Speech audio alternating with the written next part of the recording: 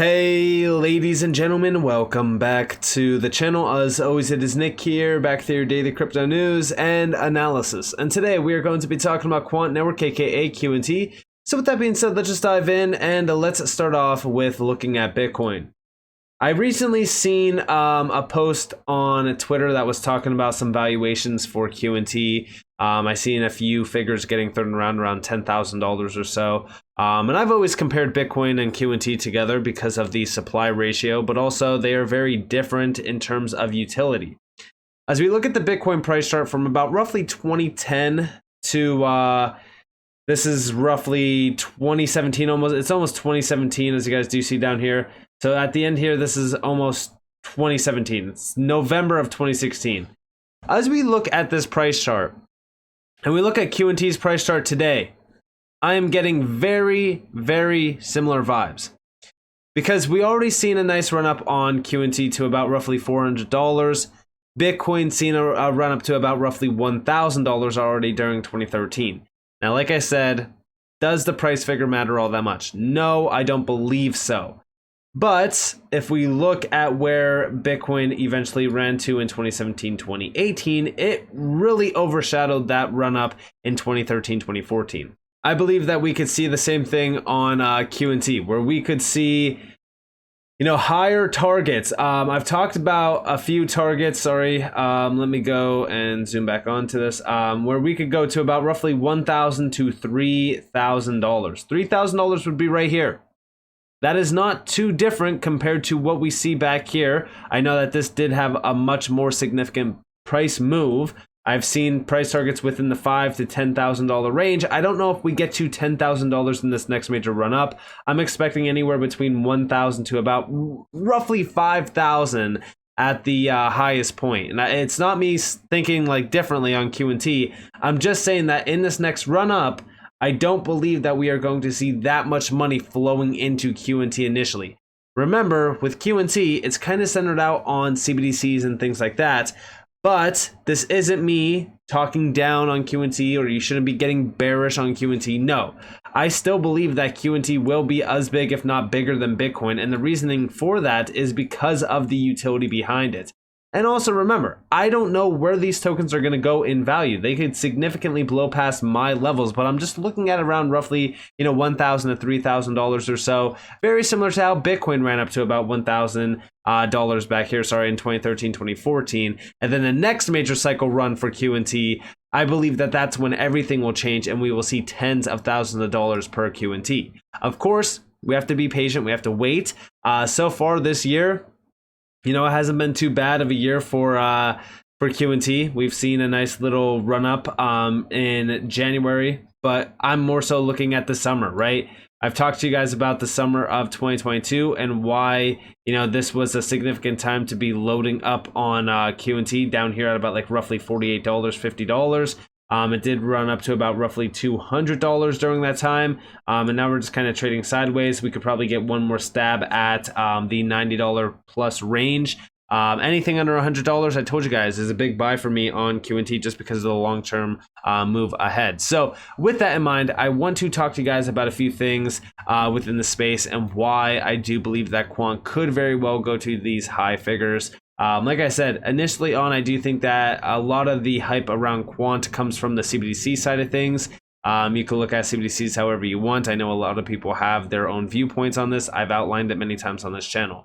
We do see from Martin Heisboek over on Twitter, Quant, the blockchain for finance pioneer, today unveiled Overledger platform, the infrastructure used in Project Rosalind, the Bank of England, and the for International Settlements retail CBDC project, available to all via software as a service.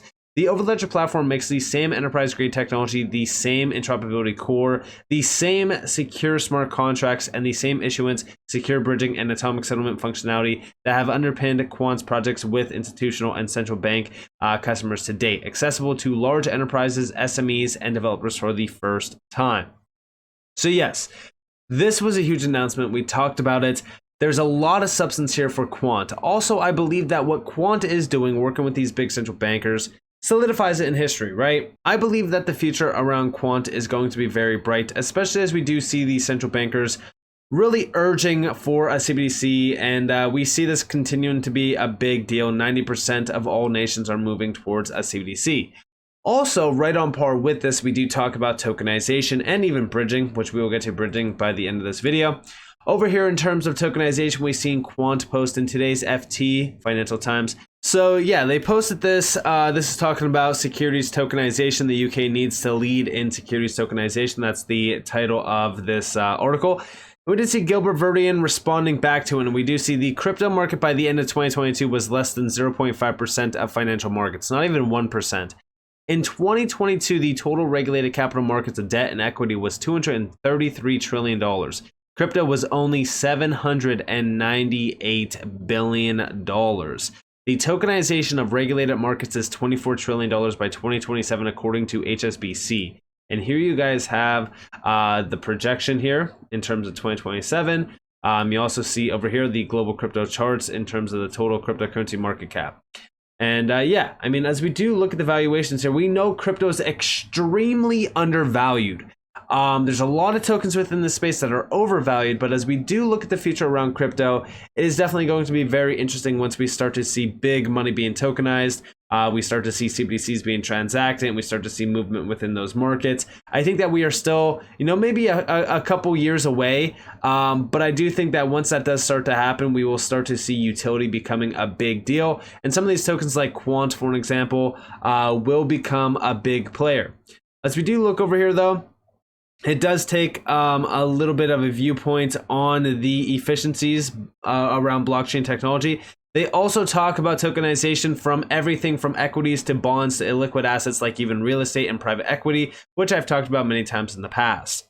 Now, in a new report jointly prepared by the UK Finance and Oliver Wyman, we worked with dozens of the largest banks, financial market participants, regulators, ministers, and other bodies to outline the benefits of securities tokenization and understand the bottlenecks that the UK needs to address. This is right on par with a lot of the issues that some big names like the DTCC have outlined in terms of illiquid asset classes, and how fractionalization could open the door for much more liquidity, as well as streamlining processes. There's so much here. Honestly, the opportunities around tokenization is extremely vast, but I do think that, yes, we are right on par with what the DTCC has been saying for a while as well around tokenization. For an example, going back to February of 2021, the evolution and impact of tokenized securities, you were probably all aware of the DTCC. If you don't know about the DTCC, here you guys have a little bit of an about section on them. Remember that in 2020 alone, the DTCC's subsidiaries processed securities transactions valued at more than $2.3 quadrillion. Its depository provides custody and asset servicing for securities issues from 170 countries and territories valued at $73.5 trillion. So as we do look at the DTCC, they are a very, very large infrastructure around the financial industry. And even going back here, they were talking about tokenization of securities.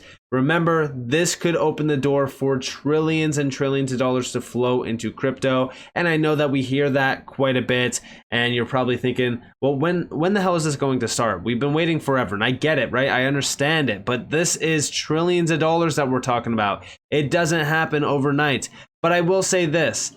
What I find very, very interesting around this is all of these big players like the DTCC, for an example, are talking about applying innovations, including the use of distributed ledger technology and tokenization, which are ways to potentially help future-proof the financial services industry.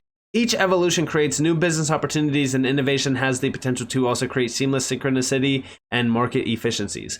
Applying tokenization is not a one-size-fits-all approach, and each case should be individually evaluated. Peeve explained. For example, smart contract vulnerabilities need to be addressed, such as the exposure of the smart contract key and the potential for network disruptions.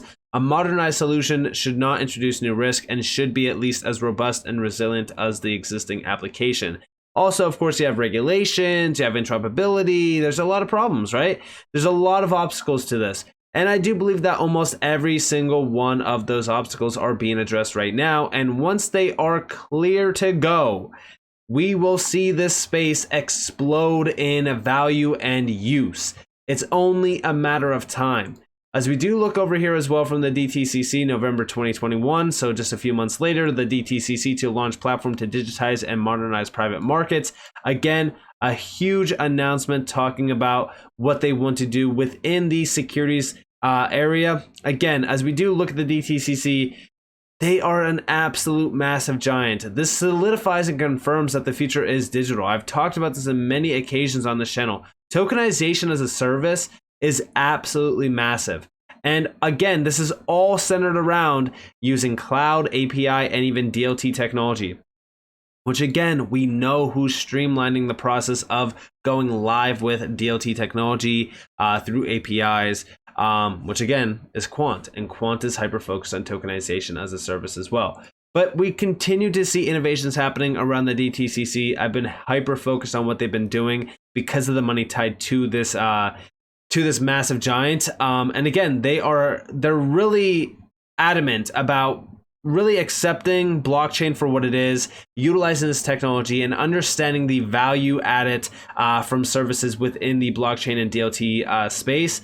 I think that, like I said, it's only a matter of time. It might be months away, it might be years away, but I have been very focused on these large groups because they're, like I said, they see this becoming a big area of opportunity to not only open doors of major innovation, but also to streamline business processes, open the door for a lot more revenue services to be created and even be realized in, because again, unlocking trapped capital and stuff like that, it's a big game changer. So I do think that tokenization is probably one of the most incredible innovations around crypto that we've been seeing. It's been one of the most utilized, or I should say discussed to be utilized applications within crypto. But yes, as we do look at this, almost every single major player is on board. Here's Larry Fink. Shout out to Just a Tech Guy for posting this. But we do see a few billion of highly inflated cryptocurrencies used on DeFi markets on centralized protocols with smart contracts written by junior developers and audited by anonymous randoms, or trillions of fiat, securities, bonds, real estate, and commodities in traditional finance. And here you guys have the discussion here. It's a 13-second long clip. I believe the next generation for markets, the next generation for securities will be tokenization of securities. And having tokenized money settle tokenized securities is the holy grail. And yes, it is the holy grail because of how much money is tied to this. Guys, I seriously, I can't make it up, right? Like when we look at the DTCC, they are settling securities transactions valued at more than $2.3 quadrillion in one single year. Okay, now the thing is about the DTCC. When we go back over to this post here, like we stand at the center of the financial markets, the best thing about this post here, or it's not even this post, it's about their about section. We do see we led transformative change by mitigating risk, advancing cutting edge technology, creating efficiencies, driving down costs, collaborating to solve industry-wide challenges. How are they going to do this? Well, they are going to streamline and, ultimately speaking, disrupt the entire process by allowing this technology to be utilized, because this technology opens the door for driving down cost, creating much more efficiencies. And this is cutting edge technology. You also mitigate the risk because of the security tied to this. I mean, when we really kind of look at crypto, like this is the future. This is what we have been saying forever around crypto. And it's happening. It really is happening. But, you know, it's taking time. And time it will take, right? I've said this in the past. But I do believe that Quant's becoming a major leader around this space. They are working with some of the largest names out there. We do see tokenization with Overledger. When you scroll down on this, there's a few things to really kind of look at. So first off, they do talk about real world asset tokenization or digital asset creation and how it's one of the most significant growth areas in finance. And it is, right? Almost every single major company is seeking to utilize this tool. And it's because of the efficiencies tied to it. It's because of what can be realized in from it in terms of like increasing liquidity, opening new capital pools, and even improving efficiency. All of this you will not achieve though. You will not get this without being able to plug and play into DLTs and certain DLTs out there. That's where Quant comes into place. That's where Overledger comes into place. And remember, like, security is definitely a big area of focus, and we even do see superior smart contracts embedded. We ensure the extra security of our smart tokens by expertly crafting smart contracts and validating them externally. And yeah, this is like one of the most secure projects within the space, and we do see in any case on any chain. Remember, like, this is connecting to any chain out there to realize the value at it. I mean, if you want to launch a CBDC on Hedera, you can do that. If you want to launch a CBDC on the XRP ledger, you can do that. You can do anything of your choosing from a financial institutional standpoint, a central banker standpoint. I mean, you name it, right? And we even do see payments, cross-border payments, next generation payment systems, capital markets. This is where you're looking at a lot of those tokenization aspects, and you even see supply chain as well. This is the door opening to everything, and Quant is a key player. They have solved interoperability, which is probably one of the biggest areas of focus. APIs, this is all through interoperable APIs. And remember that this is all multi-chain, because the future is multi-chain, and you can see all of the other benefits here. But like I said, all of these big players coming out of the woodwork to jump into crypto now, it's telling me one thing. One, they want to become a big player around crypto. They want to be a part of this journey because they see how valuable this space is. And it's only a matter of time. I mean, the documents that we have read around this space clearly gives us an insight on where we are headed. And whether it be, like I said, months or years away, I'm ready. I'm ready. And I'm patient enough to wait years if I have to, right? Because I understand how big of an innovation this is. This is going to tie everything together. It is going to bring about a change like no other. And there's going to be trillions, hundreds of trillions of dollars tied to this. And whether it be quadrillions of dollars like the DTCC, hey, that makes me even happier. So with that being said, I hope that you guys enjoyed this video. If you guys did, definitely leave a like, subscribe, turn notifications on. If you guys want more free content, you guys are more than welcome to follow me on Twitter and join the free Discord in the description below. As you all have a beautiful day or a beautiful night wherever you guys are on this video. This has been Nick. Peace out, guys.